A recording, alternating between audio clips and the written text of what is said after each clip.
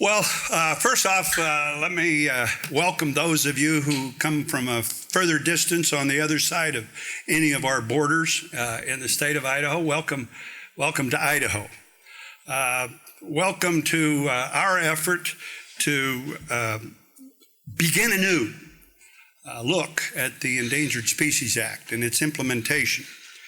And so, I want to thank you all for being willing to participate. Being willing to engage and being willing to listen to the other side's point of view. I can tell you that without the WGA and Jim's leadership, there's a lot of issues, having been the chairman of the Western Governors Association before Uxbury's time. I can tell you that he has brought in a great deal of wisdom and leadership as well. And those of us that he refers to as professors have learned an awful lot from Jim. So Jim, thank you and your staff for once again setting up a great meeting for us to discuss the Endangered Species Act. And of course, none of this would have been possible if it hadn't been for the leadership of Matt Mead. When Matt became chairman of the Western Governors Association, he had already served 4 years as the governor of Wyoming. And so, and we each had our own main issues that we were going to work on out of the 19 Western states. And that's what really makes up the Western Governors Association, or the 19 Western states. So I want to make sure those of you who have traveled here from Wyoming take back the message how much I appreciate not only his leadership in the WGA, but his specificity in focusing on issues that have touched each and every one of the 19 states. I understand that the next workshop will be hosted in Hawaii. How many are going? Tell the truth and shame the devil, you. I suspect that there will be a great deal of interest in the forums and in the location for that, but not to be outdone by Idaho and our hosting this meeting. Idaho and Wyoming have a particular relationship because we share a lot of the iconic species across our landscapes that are directed and are suggested under the Endangered Species Act. And so whether it's wolves or grizzly bears or slickspot peppergrass or the greater sage grouse, in all those cases, I can tell you that we have a meeting of the minds without even meeting on some of these key issues. As Governor Mead mentioned in his remarks in Cody, during the Cody session, we are blessed in the West with a diversity of fish and wildlife that in many ways helps define who we really are. In fact, the images of whether it's the fish or the wildlife, and it doesn't have to be a trophy animal. In most of those cases, we identify with that. That's part of our value system. That's part of, as he said, who we are. So the conservation of the fish and wildlife in the West is important to all the folks in the West. And sometimes, having served in Congress, I can tell you that sometimes that's lost once you get across the Mississippi River, that they feel like they care about it more than we do. As one who was born 8 miles from where I now live in a family of 9 kids, I can tell you we grew up in Idaho, and we grew up knowing the values of Idaho and the values of the fish and the wildlife, the values of conservation were ours because we always lived on farms and ranches. And so I find that Idaho, in many ways, has the best solutions to the complex ESA matters that are most often found through the collaborative discussions. Now, did I always feel that way? Oh no. I can tell you there were times I was just beginning into the political process when the sagebrush rebellion started during the Carter administration.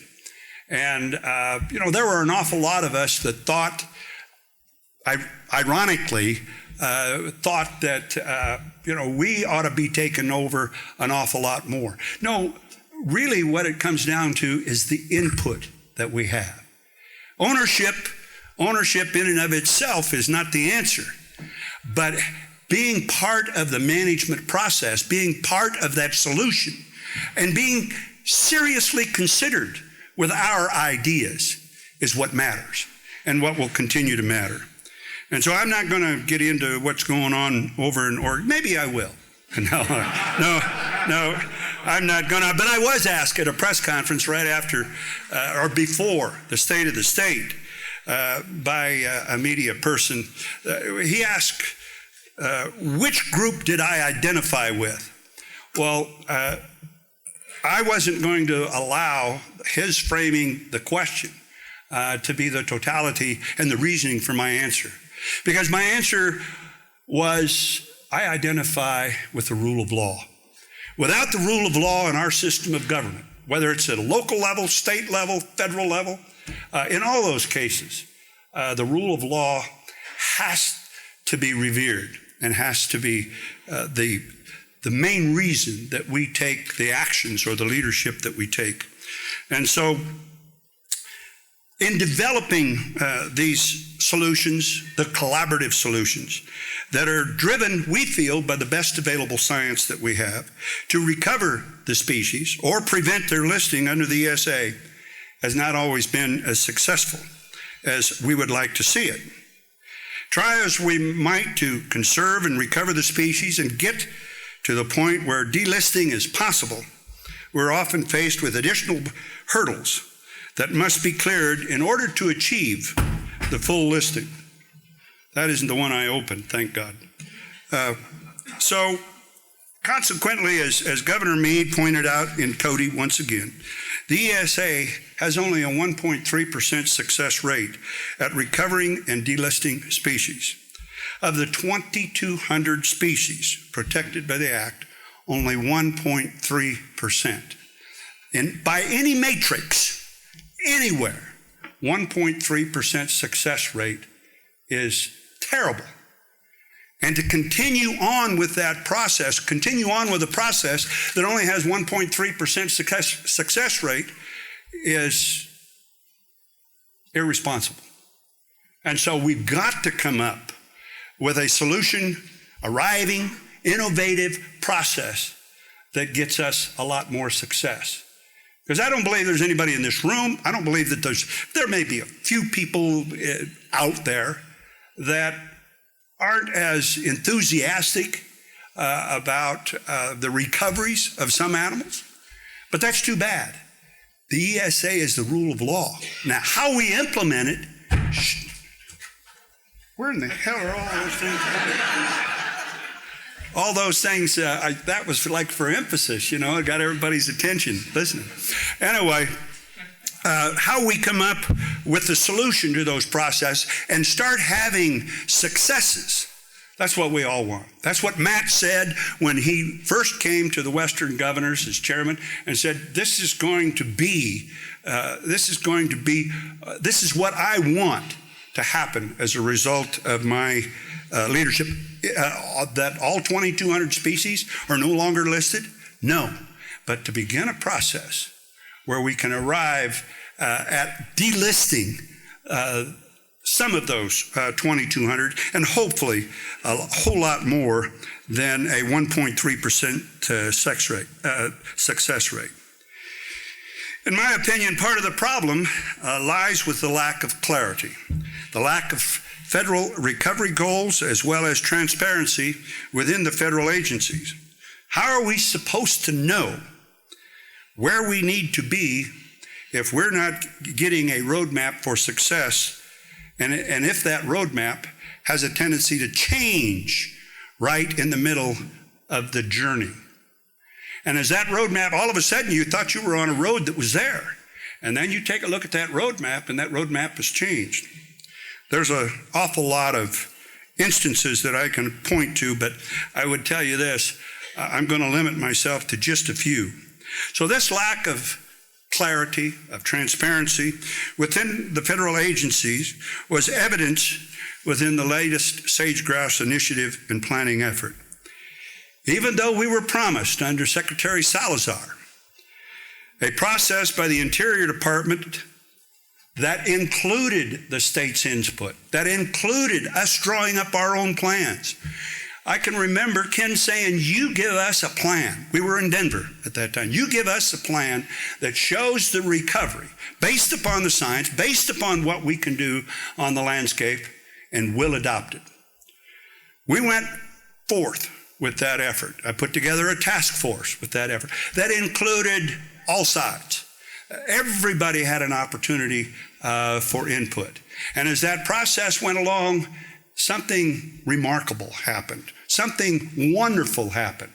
One side started listening to the other side, and the other side started trying to define for the other side exactly where they were coming from. And so that's what we mean by collaborative process, is that all sides are listened to. Let me give you a couple of examples of where things have changed or the lack of transparency. Let me begin with the bull trout recovery. The fish was listed and threatened in 1998. The state and others worked, Idaho amongst them, to address the threats to the species. Yet the final recovery plan for the species was released by the federal agencies last September, 17 years later. So in drawing up a roadmap for success, we can't wait 17 years. If it's threatened, if it's endangered, then we have to take immediate action. We saw that in the states, and we did through our Fish and Game, through our land management, our lands department. In all of those cases, we did take action. And so now we finally have a plan. All of the stuff we've done, we still have to sift through everything that we learned in September about the gold and about the recovery plan itself. Because of all the stuff that we've done to recover the species, we don't know if that was right. We don't know if that fit the federal way, although we see dramatic success right here. Biologically, this fish has now been recovered for years. But I ask you, why has it taken 17 years for the feds to develop a recovery plan for the species? If they're busy, all right, then take our plan. If they haven't got the resources, all right, then take a look at our plan and tell us why our plan won't work. But we haven't seen that. The Yellowstone grizzly bear delisting has been another frustration. The appellate court in 2011 said our regulatory mechanisms for managing a delisted population were solid. But we only recently made strides towards an agreement with the federal government over what the state management will look like post-listing. This was more of the moving the goalpost. You get different numbers. All right, you're planning for one number. And that number says, this is your goal. And if it's 500 bears, plus a buffer for natural death, plus a buffer for animal killing animal or something like that, that's what we continue to do. But now we've found out that even that buffer is not what we can count on. So all our plans and all our efforts were geared toward the numbers that they gave us. And suddenly, those numbers are changing. So in some cases, they not only move the goalpost, move the whole damn field. We don't know where it is.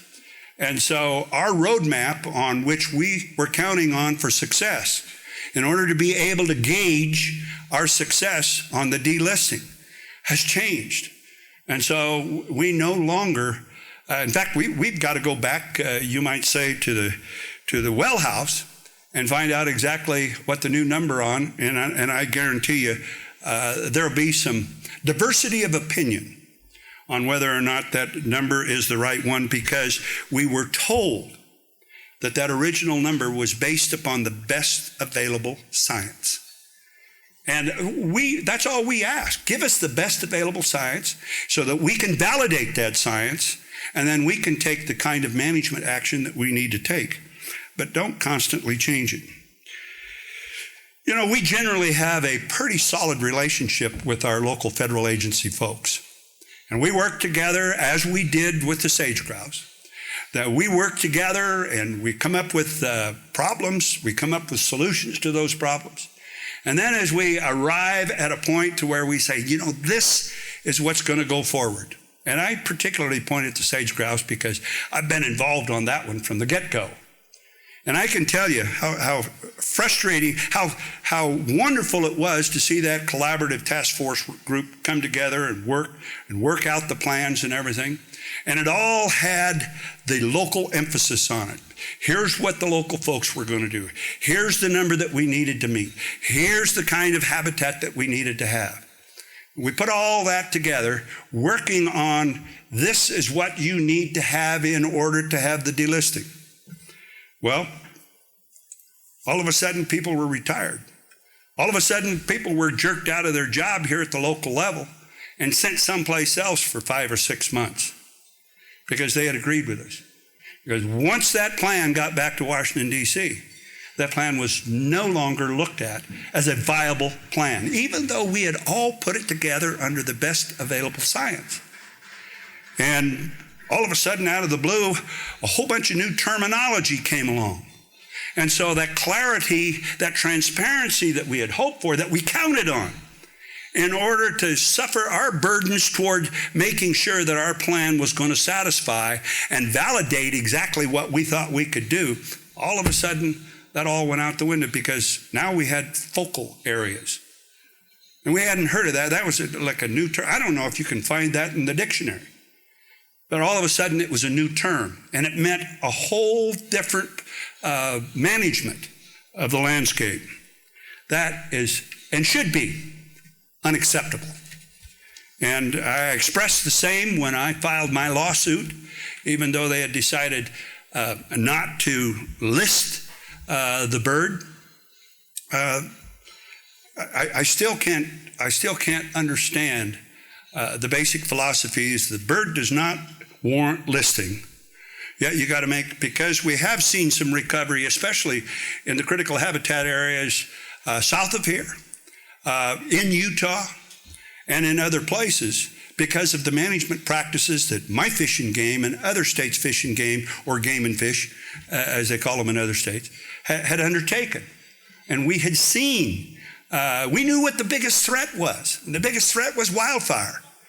As I said in my State of the State, people all over the world, and maybe a few in Washington, D.C., understand that wildfire is the biggest threat to the bird, not grazing.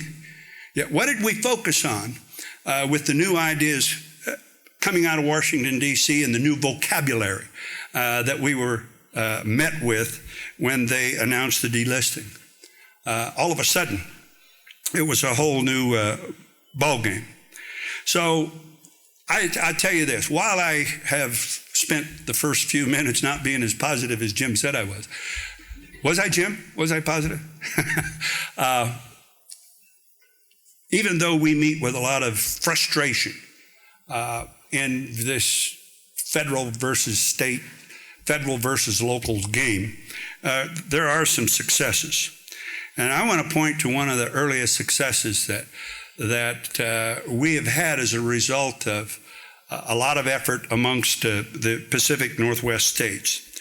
In the early 1990s, a diverse collaborative was put together in the small town of Salmon, Idaho, to craft a local, on-the-ground solutions to the recovery of the Endangered Species Act listing of the salmon and the steelhead populations in the upper Salmon River Basin. Because of the efforts of this group, we've seen a very positive response to our salmon and steelhead populations in the upper salmon, and agriculture still remains the major economic driver in that region. Another example is the Kootenai Valley Resource Initiative way up north in Boundary County.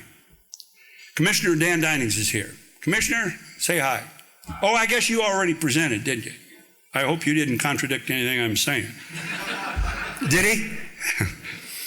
Anyway, Boundary County is not only blessed with an abundance of the natural resources, but they harbor probably the largest diversity of Endangered Species Act listing species than any other county in the state of Idaho.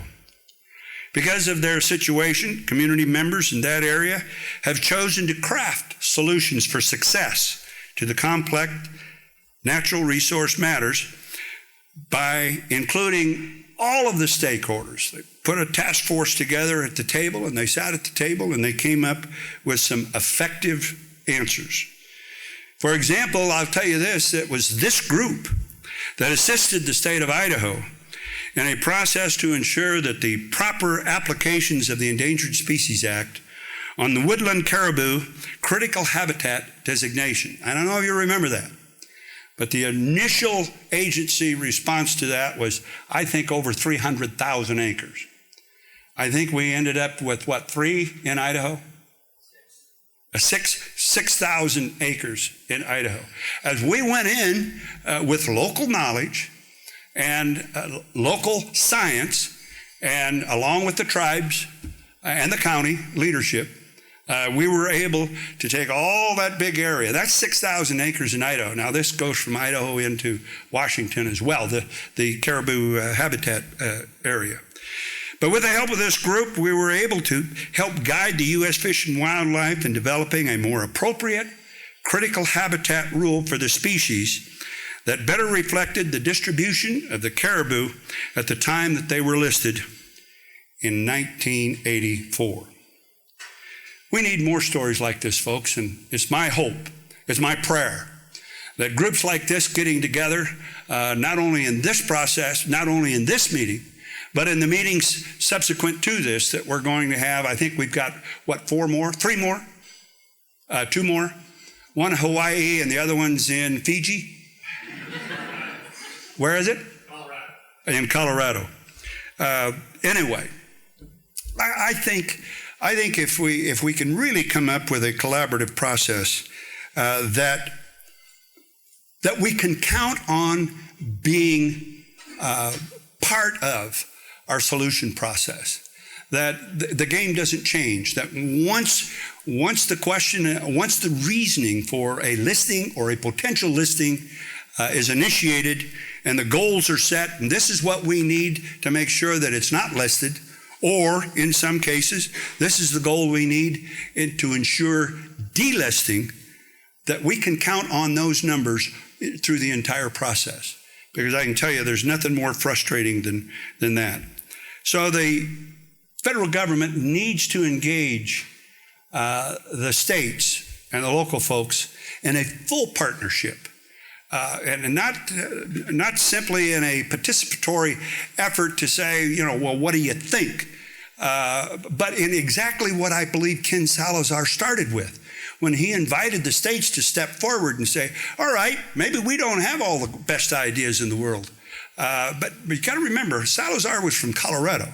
He had been a United States senator, but all his long life, he had worked in the resource.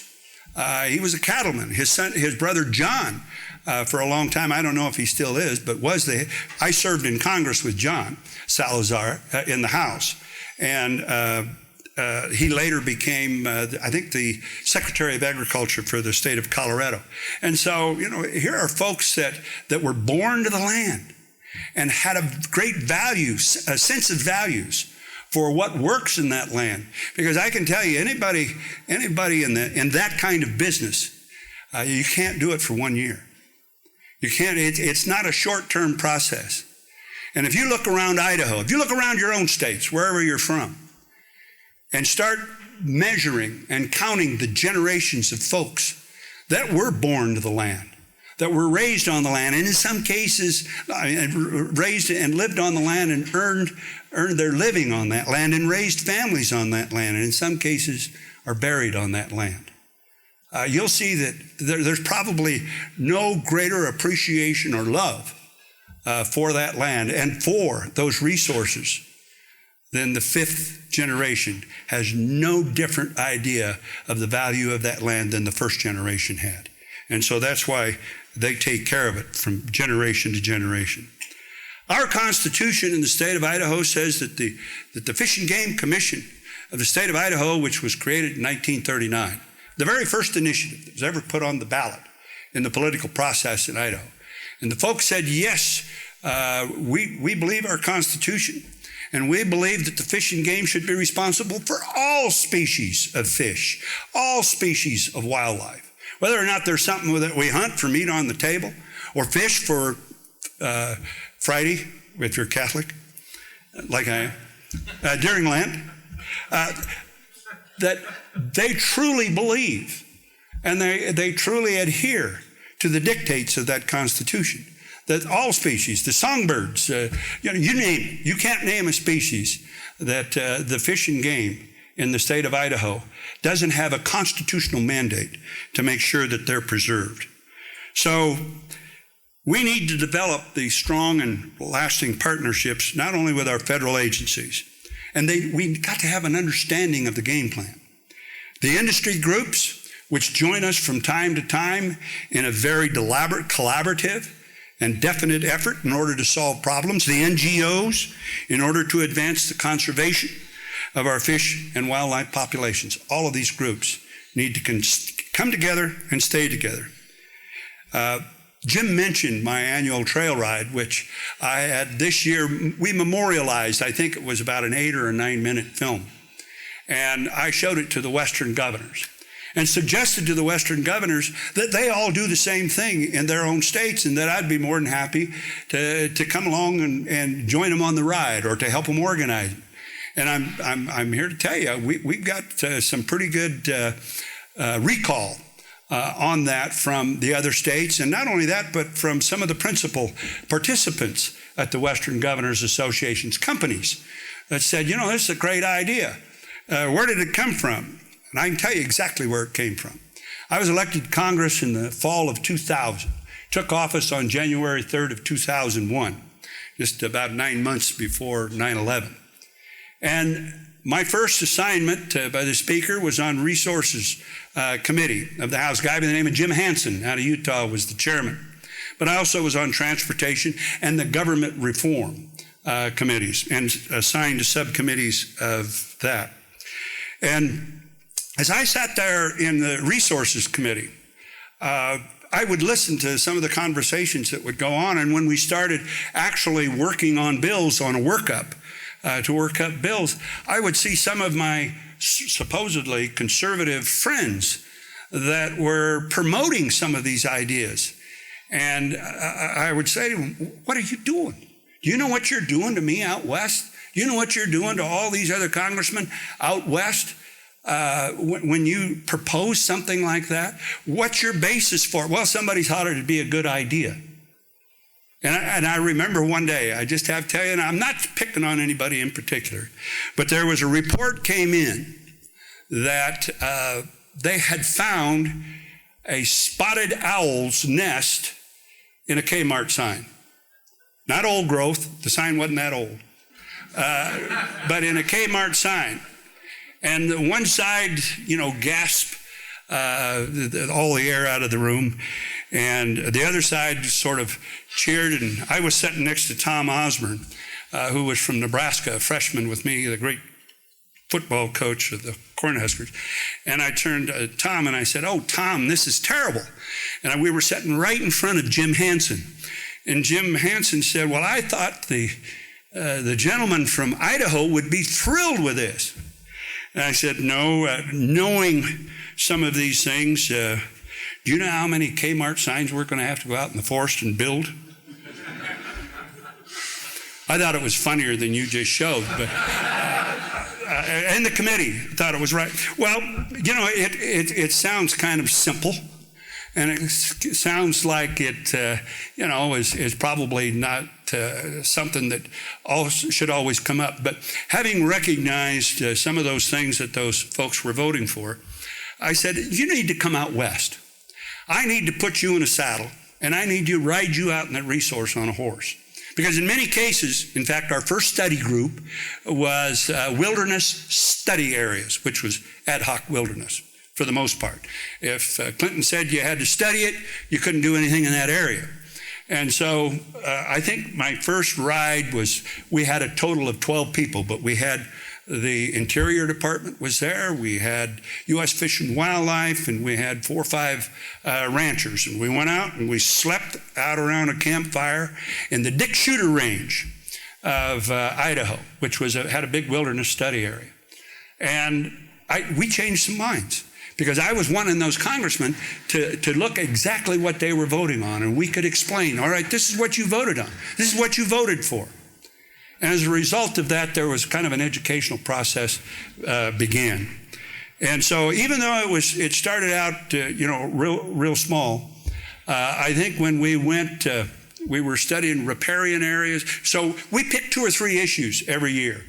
And those are the issues that we asked the resource people from the BLM or the Interior Department or Fish and Wildlife. We asked the ranchers. We asked the NGOs, the conservation groups that want to speak to the issue. We invite them all.